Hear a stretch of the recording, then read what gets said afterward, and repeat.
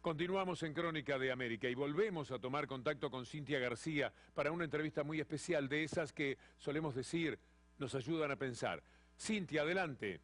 Sí, Víctor Hugo, cae la noche en el volcán Pichincha, aquí en la ciudad de Quito. Y estoy con dos entrevistados muy especiales, especialistas ambos, uno de la costa y otro de la montaña, ¿no? Estamos con el doctor Víctor Hugo Vallacrés, economista, especialista en lo que fue el feriado bancario, que usted es de Quito, de la montaña. Sí. Y el guayaquileño es acá Javier Flores, ¿sí? Estoy diciendo bien, sí, que es politólogo, abogado, licenciado en Ciencias Sociales y Políticas. Necesitamos pensar lo que está ocurriendo. Recién teníamos entrevistados sobre víctimas del feriado bancario. Uno no llega a tomar la dimensión de lo que erosionó en la economía esa situación, esa crisis, que imagino tuvo una precuela y generó tantas consecuencias. Bueno, sí, ¿qué tal? Buenas noches. Hay que reconocer cuál es la historia en el momento. Y para eso es importante analizar la década de los 90. En la década de los 90 vivíamos lo que serían los albores del neoliberalismo en el Ecuador. Entonces, eso venía acompañado de una desregulación de muchas instituciones, entre ellas el sistema financiero. Porque de alguna manera se había puesto al ratón a cuidar el queso o a Drácula a cuidar el banco de sangre. Entonces, claro, eso generó una serie de desregulaciones. Y esa desregulación del sistema financiero como tal desencadenó en dos elementos importantes. Primero, la creación de algunos bancos. En esa década floreció el negocio de los bancos, y también la desregulación de tasas de interés. Entonces, las tasas de interés, especialmente las pasivas, las que entregan o pagan a los cuentaahorristas, empezaron a crecer, con lo cual pues había incentivos para que la gente deposite el dinero en sucres en los trampa, bancos. La metáfora esa que del queso y el ratón, ¿no? Por Era supuesto, la trampa. Por supuesto. Pero ahí aparte estaba. A la clase media, ¿no? Porque ese es un dato también de análisis sociológico, político, que era la clase media, que fue la clase media la más afectada por este feriado bancario, por esta erosión. Bueno, y la creación de pobreza fue extraordinaria, tanto la pobreza como la pobreza extrema.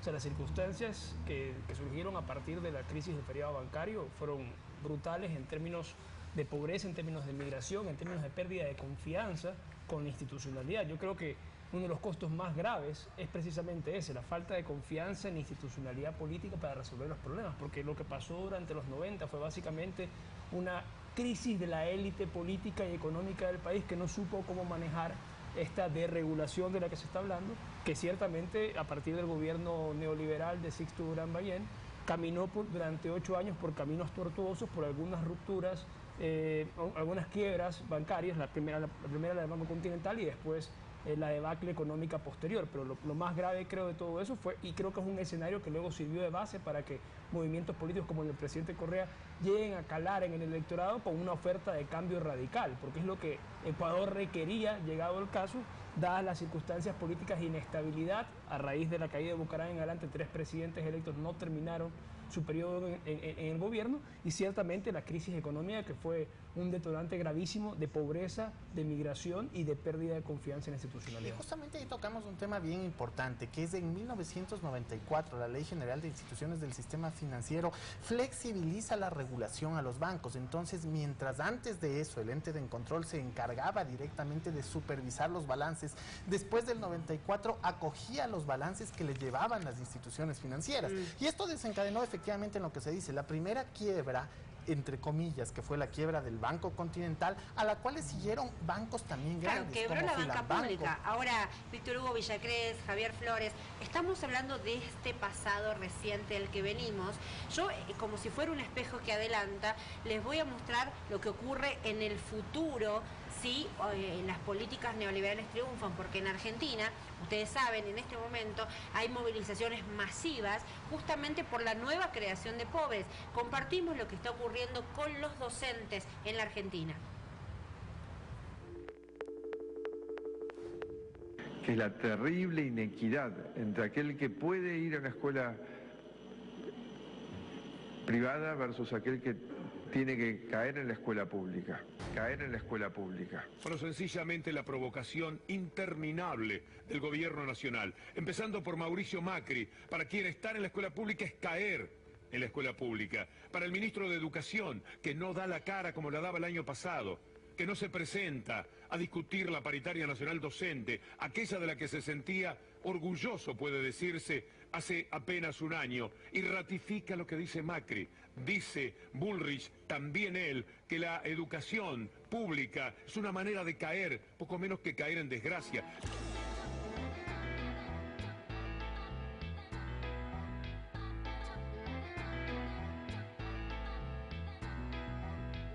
Hoy es día 22 del mes y los docentes de Santa Cruz aún no cobraron su sueldo. Esto es una vergüenza y contra eso tenemos que pelear. Yo no le pido al presidente que cambie el pensamiento, lo que sí le pido es que cumpla con la ley. Él tiene una obligación. El artículo 10 de la Ley de Financiamiento Educativo establece que tiene que convocar a los gremios nacionales para fijar el piso salarial nacional docente. ¿Cómo podría yo enseñarle a mis alumnos que cumplan la ley si no le reclamamos a la máxima autoridad que cumpla la ley? Este acto de hoy nos concierne a todos, porque de alguna manera hemos sido alumnos, hemos recorrido las escuelas y hemos crecido en ellas y nos sentimos orgullosas, sobre todo de las escuelas públicas. Y acá hay un conjunto de gremios que se oponen a una reforma de fondo. No quieren dialogar tampoco, ¿no? No quieren dialogar y se oponen a una reforma de fondo. Pide 38, me parece, ¿no? No sé cuánto pide, pero... Yo creo que ustedes no ven la realidad. No ven la realidad. La gente está muy quejosa.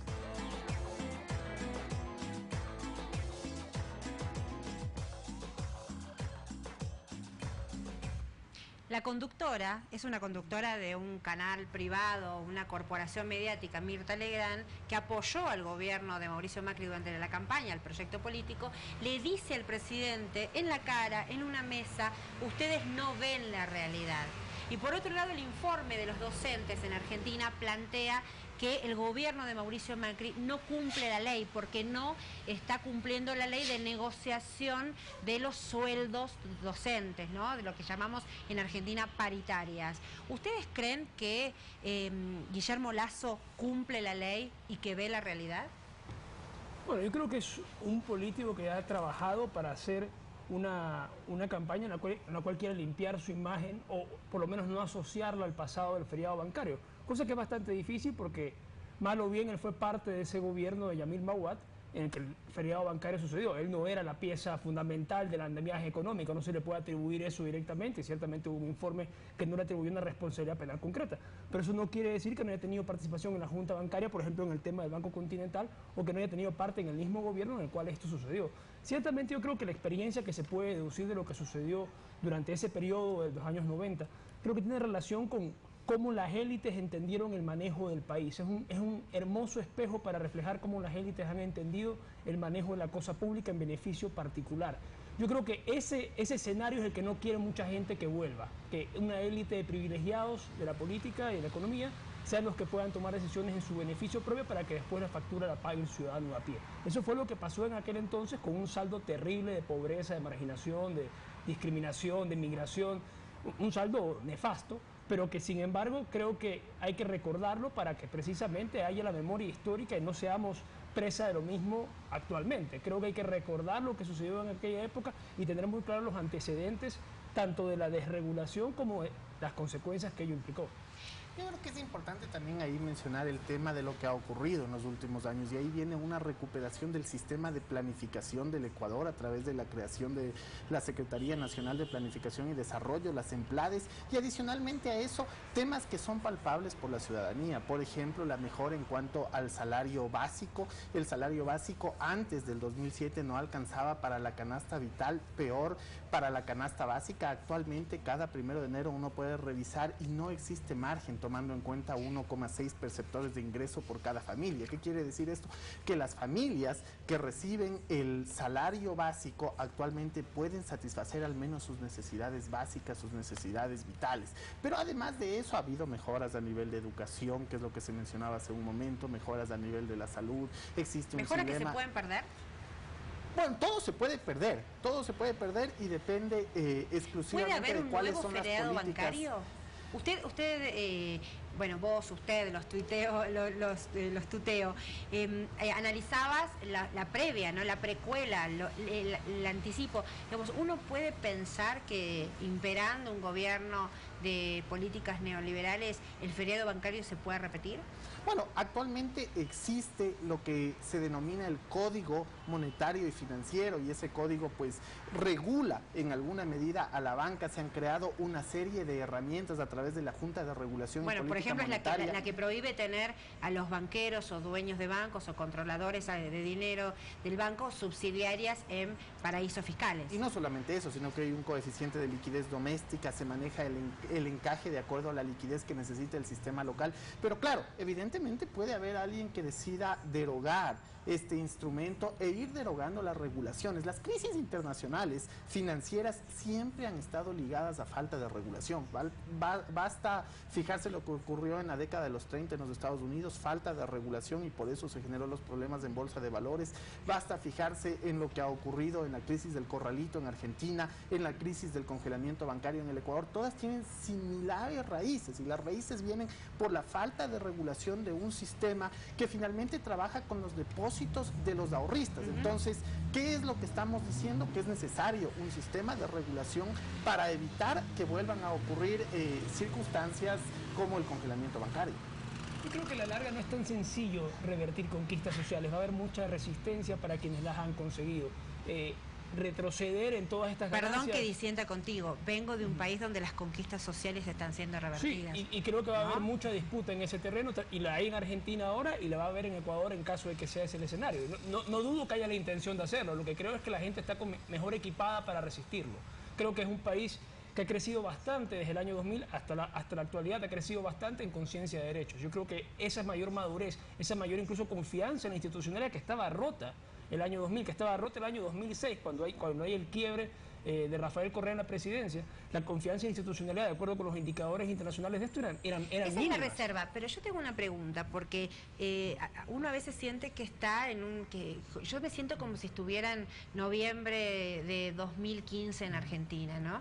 Porque las campañas políticas han sido calcadas, ¿no? El planteo del cambio, tanto en Argentina como aquí.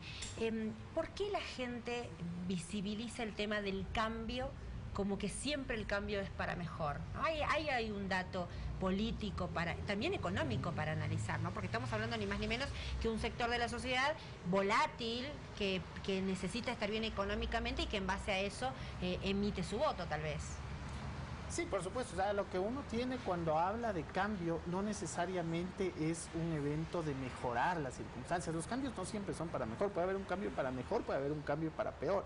Entonces, dicen muchas personas que lo único cierto dentro de la sociedad es que van evolucionando es el cambio. Y de hecho, uno puede fijarse en lo que ha ocurrido entre el 2007 y el 2017. Uno ve un país que ha cambiado en muchos aspectos. Justamente hablábamos hace un momento en la conciencia ciudadana de entender sus derechos, pero ha cambiado también en los sistemas de planificación, en el manejo de ingresos, ha cambiado en toda la infraestructura pública habilitante para lo que debe venir junto al sector privado. Entonces hay una serie de funciones que han cambiado, una serie de herramientas que se han modificado en estos 10 años. Hay un dato que quiero compartir además con los amigos, amigas que nos están viendo, que tiene que ver en esta propuesta del cambio, el planteo sobre el gasto público. Miren lo que dicen las campañas espejo entre Argentina y Ecuador.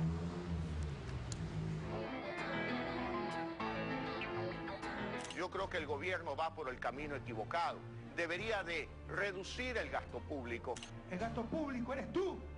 La educación para tus hijos, la salud para tu familia, las carreteras. Debería de reducir el gasto público. ¡Vamos por el cambio! ¡Vamos por el cambio! El gasto público. Yo ya tengo que... seguiríamos hablando mucho tiempo más, no va a faltar oportunidad, pero quería una línea de cierre de cada uno de ustedes sobre todo esto que hemos visto. Creo que hay un lindo ejemplo con el experimento natural que se ha dado ahora con el niño costero, que afecta tanto a Perú como a Ecuador. El gasto público se refleja en cómo esa situación ha afectado a ambos países de manera diferenciada. Mientras en Perú se sufren consecuencias terribles, Ecuador la pasa bastante mejor en comparación a un país que no se ha preparado para ello. Creo que una malla en el río, ¿no? Eso es por gasto público, claro. Eso es inversión, eso es Claro. para eso sirven los impuestos y para evitar esos gastos que luego sobrevienen cuando no has planificado adecuadamente. Eso es lo que enfrenta hoy Perú y eso es lo que no enfrenta hoy Ecuador precisamente por el gasto público y la buena planificación. La mejor manera de invertir el dinero público es en la educación y creo que eso ha cambiado radicalmente en los últimos años. Tenemos ahora una educación pública de mucho mejor calidad que permite a esa gente tener herramientas competitivas para acceder a empleos dignos, que es la mejor manera de sacar a la gente de la pobreza. Víctor Hugo, Javier, les agradezco enormemente esta charla en Crónica de América, pero yo quiero compartir también con ustedes y con los amigos y amigas, ¿podemos volver a ver el video donde Guillermo Lasso habla de su notario? La siguiente pregunta es sobre política y será formulada por la profesora Ana María Correa. Buenas tardes, candidato Lasso. Soy Ana María Correa, profesora de Artes Liberales, y mi pregunta es la siguiente. Usted ha profundizado poco, en realidad, sobre el potencial conflicto de interés que tendría de llegar a ser presidente de la República y al mismo tiempo ser el principal accionista del segundo banco más grande del país. Mauricio Macri y Sebastián Piñera en Chile han diseñado mecanismos para prevenir ese conflicto de interés, como los fideicomisos ciegos. Mi pregunta es, ¿qué mecanismos ha previsto usted en el caso de llegar a la presidencia? Gracias. Sí, soy uno de los principales accionistas del Banco de Guayaquil. Mis acciones están en manos ya de un fideicomiso. En el Ecuador, ustedes pueden ir a la notaría del notario abogado Roger Arosemena Benítez y ahí está la escritura. También mi familia y yo tenemos un pequeño banco en Panamá. Mi hijo, Juan Emilio, el tercero de mis hijos, ha hecho declaraciones públicas desde cuando se inauguró ese banco. Uno podría decir, a confesión de partes, él mismo habla de su banco en Panamá, que no puede tener, según hablábamos, por el código y la ley ecuatoriana de 2014. Pero el eje es la novedad de esto que hemos descubierto mediante documentos de Roger Arosemena Benítez, a quien cada vez que Lasso ha necesitado recurrir a un notario para sus empresas, aumentos de capitales de Anden Investment, de la multinacional BG, del Banco de Guayaquil y demás, ha recurrido a Roger Arosemena Benítez. Pero también sabemos ahora que es socio de por lo menos 2 empresas en Panamá, empresas offshore. Eso me queda a mí como interrogante sobre si él como notario puede o no puede tener esa participación en empresas offshore. Nos estamos yendo, ya voy a Víctor Hugo, pero quiero contarles que tenemos mucha más información que vamos a ir revelando durante la semana, porque hemos encontrado en el entramado de empresas offshore de Guillermo Lasso una serie de lotes, escuchen bien, lotes con propiedades, empresas que tienen nombres característicos, Nora, Malena, son lotes inmobiliarios en el paraíso fiscal de la Florida. La Florida es paraíso fiscal desde el año 2012 y que fueron adquiridos a 1/3 de su valor, pero siempre a menor cantidad de su valor, entre el 2009 y el 2010. Creemos que coincide con la burbuja inmobiliaria en los Estados Unidos, tanto así las consecuencias del feriado bancario aquí en Ecuador, la burbuja inmobiliaria en los Estados Unidos. Pero lo vamos a seguir comentando, Víctor Hugo, durante la semana. Yo me despido, gracias a ustedes por esta entrevista, me despido de este hermoso estudio de Telesur, agradeciendo a todos los compañeros y compañeras de Ecuador TV y el equipo de producción, a los compañeros y compañeras de Ecuador TV, de Gama TV y de TC, que son las señales que están emitiendo esta transmisión especial de Crónica de América. Víctor Hugo, será hasta la próxima semana. Hemos llegado al final. Bravo, Cintia. Nosotros queremos decirles que en 7 días vamos a tener las elecciones finales en Ecuador, que por cierto no está solo. Toda América está muy pendiente de lo que allí va a ocurrir.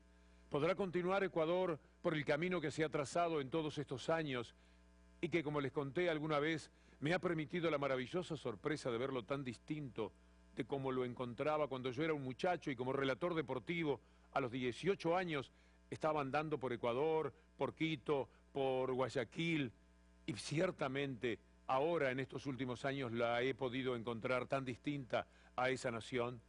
¿Podrá Ecuador respaldar, avalar lo muy bueno que ha recorrido en estos años, ese camino en el que hay prácticamente pleno empleo, en el que decreció el desempleo de la manera en que ustedes conocen que sucedió, en el que el salario ha saltado a triplicarse en dólares del 2007 al 2017? ¿Será cuidado ese camino en el que la pobreza bajó de una manera tan radical como ustedes saben que sucedió en Ecuador? Ojalá que sí. Lo deseamos fervorosamente y nos encontramos muy pronto en nuestra Crónica de América. Estoy listo, amigos, cuando quieran.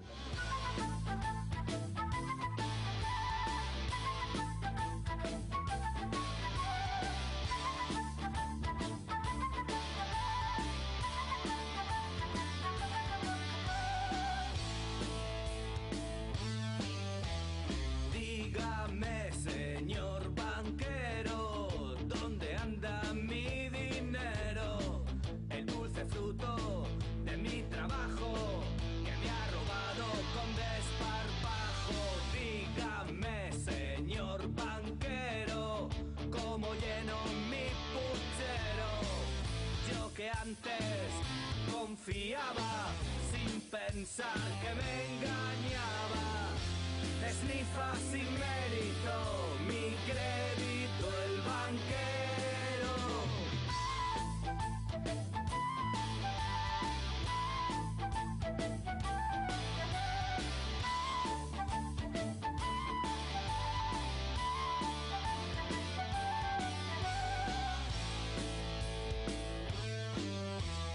Dígame, señor banquero, ¿cómo parto ahora de cero? Gracias a su hipoteca voy con la garganta seca. Dígame, señor banquero, ¿por qué elige usted primero? En la cola del mercado donde muero asesinado. Esnifa sin